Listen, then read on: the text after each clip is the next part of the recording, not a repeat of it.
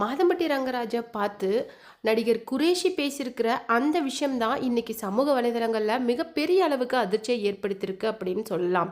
ஏன்னா இதுக்கு முன்னாடியே மாதம்பட்டி ரங்கராஜ் ஜாய் கிருசல்லாவோட விவகாரத்தில் ரொம்பவும் பேர் அடிபட்டு, அது மட்டும் இல்லாமல் அவருடைய பிஸ்னஸே கிட்டத்தட்ட ஷேர்ஸ் எல்லாம் ரொம்ப குறைஞ்ச அளவுக்கு போய் ஒரு அடிமட்டத்துக்கு போயிட்டாரு.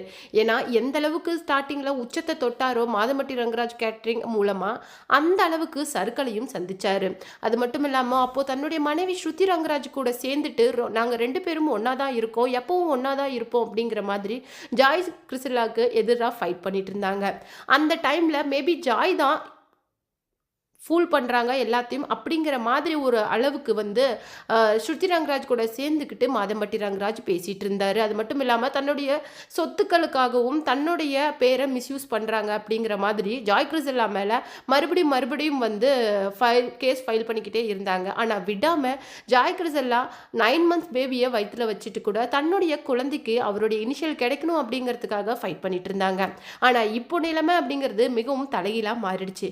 இது தொடர்பாக அவரை குறித்து குரேஷி சொல்லியிருக்கிற அந்த விஷயங்கள் தான் இன்னைக்கு சமூக வலைதளங்களில் மிகப்பெரிய அளவுக்கு அதிர்ச்சியலையை ஏற்படுத்தியிருக்குது. உங்களுடைய விவகாரங்களை பார்க்கும்போது உண்மையிலே என்ன சொல்றது அப்படின்னே தெரியல. எந்த அளவுக்கு நான் உங்களை மேலே ஒரு அளவுக்கரிய மரியாதை அன்பு வச்சிருந்தனோ இப்போ அது சுத்தமாக எனக்கு இல்லை அப்படிங்கிற மாதிரி குரேஷி சொல்லியிருக்காரு. அவர் என்ன சொல்லியிருக்காருங்கிற விஷயத்தை தான் நாம் இந்த வீடியோவில் டீட்டெயிலாக பார்க்க போகிறோம். அது மட்டும் இல்லாமல் அவருடைய மனைவியான ஸ்ருதி ரங்கராஜும் அவர்கிட்ட இப்போ விவாகரத்து வாங்க போகிறாங்க அப்படிங்கிற மாதிரியும் தெரிவிச்சிருக்கிறாங்க. அது என்ன அப்படிங்கிற வீடியோக்குள்ள ஃபுல்லாக பார்க்கறதுக்கு முன்னாடி சேனலுக்கு புதியவராக இருந்தால் மறக்காம சேனலை சப்ஸ்கிரைப் பண்ணிக்கோங்க. வாங்க வீடியோக்குள்ளே போகலாம். ஜாய் கிருஷ்ணா பேசுறது எல்லாமே சுத்த போய், அது மட்டும் இல்லாமல் சொத்துக்காகவும் பணத்துக்காகவும் நாடகம் ஆடுறாங்க. இந்த மாதிரி இன்னும் எத்தனையோ நபர்கள் கிட்ட ஜாய் கிருஷ்ணா இந்த மாதிரி நாடகம் ஆடியிருக்காங்க அப்படின்னு சொல்லிட்டு பகிரங்கமாக மாதம்பட்டி ரங்கராஜ் முன்ன பேசியிருந்தாரு. இன்னைக்கு அப்படியே தலைகீழா ஜாய் கிருஷ்ணாவோட சன்னான ராகா ரங்கராஜா தன்னுடைய குழந்தை, அது மட்டும் இல்லாமல் தன்னுடைய இன்ஷியலை கொடுத்தது மட்டும் இல்லாமல் அவருடைய ப்ராப்பர்ட்டியிலையும் சரிபாதி கொடுத்துருக்காராம். ரீசெண்டாக அவருடைய இயர் பியர்சிங் செரமனியை கூட ரொம்ப கிராண்டாக செலிப்ரேட் பண்ணியிருக்காங்க. இந்த மாதிரி ஒரு இதில் அவர் ராகா ரங்கராஜை ஏற்றுக்கிட்டது மட்டும் இல்லாமல் ஜாய் கிருஷ்ணாவையும் ஏற்றிருக்காரு.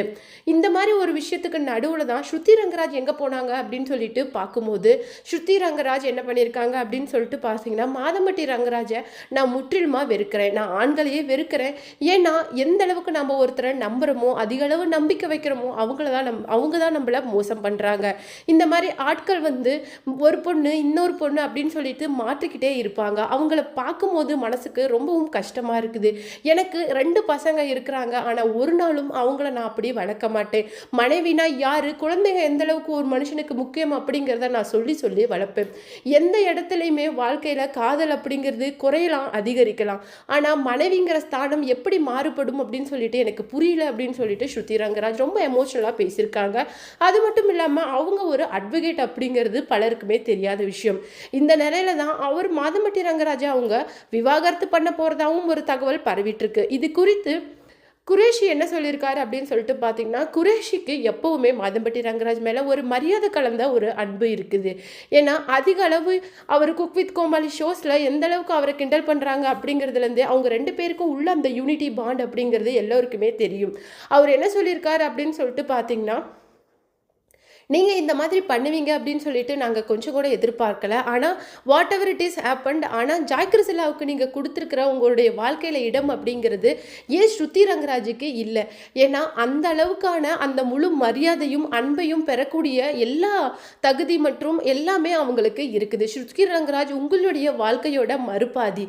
அவங்கள தயவு செய்து விட்டுறாதீங்க. எந்த மாதிரி ஒரு சூழ்நிலையும் உங்களுடைய முதல் மனைவியை கைவிட்டுறாதீங்க அப்படிங்கிற மாதிரி சொல்லியிருக்காங்க. ஏன்னா இப்போ ஜாய் கிருஷ்ணா தன்னுடைய ஜாய் கிருஷ்ணாவோட காதலை நான் புரிஞ்சுக்கிட்டேன், என்னுடைய மகனை நான் புரிஞ்சுக்கிட்டேன் அப்படின்னு சொல்லிட்டு ரொம்ப உருகி மாதம்பட்டி ரங்கராஜ் பேசியிருக்காரு. இந்த விஷயத்துக்காக தான் குக் வித் கோமாளி செட்டில் இருக்கிற நிறைய பேர் அவரை பற்றின நிறைய விஷயங்களை ஷேர் பண்ணிட்டு வராங்க. இந்த சமயத்தில் தான் இந்த ஆகஸ்ட் எண்டோட குக் வித் கோமாளி சீசன் 7 அப்படிங்கிற அந்த குக்கிங் ஷோ எண்டாக போகுது. இந்த தருணத்தில் தான் மாதம்பட்டி ரங்கராஜை பற்றி குரேஷி வெளிப்படையாக மனம் திறந்து பேசியிருக்காரு.